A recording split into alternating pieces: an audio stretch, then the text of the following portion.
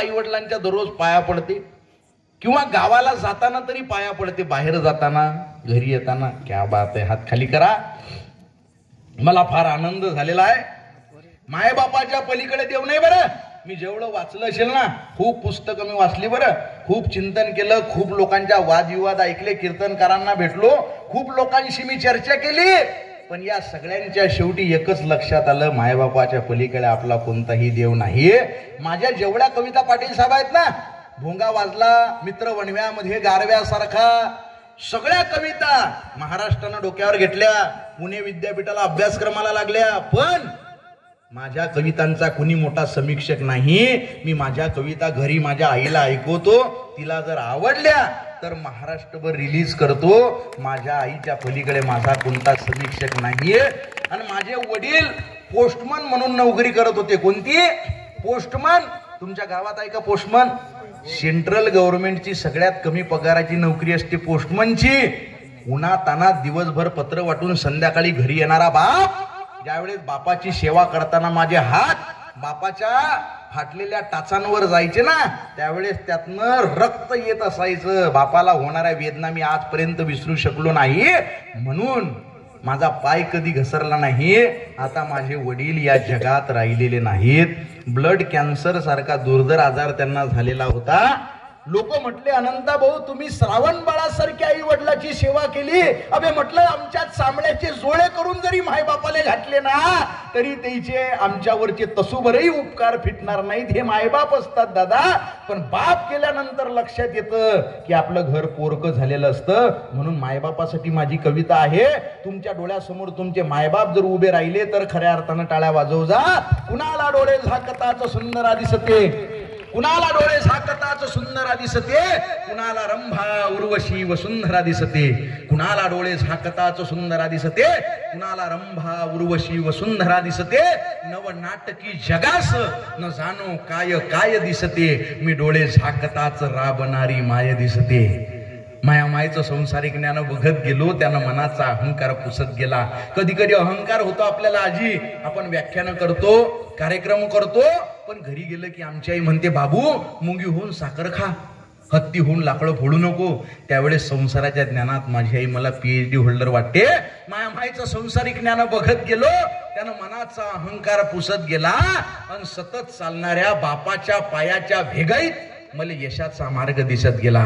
अरे गदगदून हसताना मटकन डोळेवले करणारी माय, गदगदून हसताना मटकन डोळेवले करणारी माय, दुखाचे डोंगर पेलताना सुखाचा झरा तिनंच निर्माण करावा, आणि आखूड पॅन्ट स्लीपर चप्पल घालून जग जिंकल्याचा अभिमान मा बापानच बाळगावा.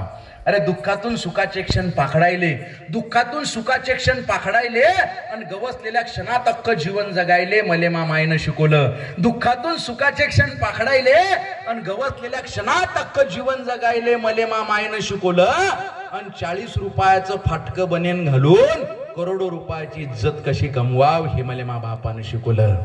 40 रुपयाचं फाटकं बनेन घालून करोडो रुपयाची इज्जत कशी कमवाव हे मला मा बापानं शिकवलं. 5-50 हजार कधी मोजले नाही.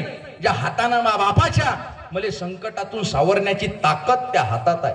मला संकटातून सावरण्याची ताकद त्या हातात आहे. सारेगमप ते भूपाळी भैरवी कशा संग गातात नाही माहिती आमच्या आईला, पण तिनं गायलेल्या प्रत्येक रागात मला झोपवण्याची ताकद आहे.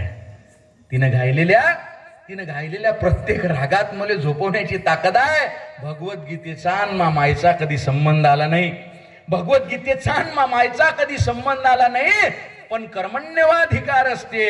हा श्लोक ती दररोज जगते. कर्म करा, फळाची आशा करू नका, हा त्या श्लोकचा अर्थ आहे. भगवद्गीतेचा मा मायचा कधी संबंध आला नाही, पण कर्मण्यवाधिकार असते. हा श्लोक ती दररोज जगते. आणि कोण म्हणते माणूस नशिबाच्या मागे लागते? मा बाप उठल्यापासून नशीब बदलवण्यासाठी जगते, आणि बावळट नशीब दररोज त्याच्या मागे लागते. कोणी म्हणे मा बाप आमदार आहे, कोणी म्हणे मा बाप खासदार आहे, कोणी म्हणे मा बाप जहागीरदार आहे, कोणी म्हणे मा बाप आमदार आहे, कोणी म्हणे मा बाप खासदार आहे, कोणी म्हणे मा बाप जहागीरदार आहे.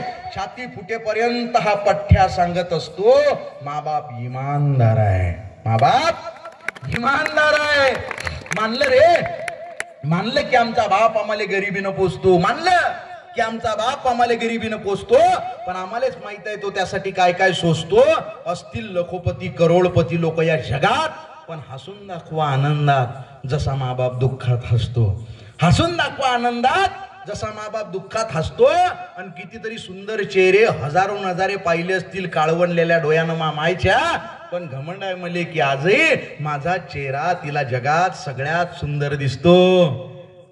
आपण किती सुंदर आहे हे जर बघायचं असेल तर आपल्या आईला विचारा. आपल्या आईसाठी आपण जगातले सगळ्यात सुंदर व्यक्ती असतो.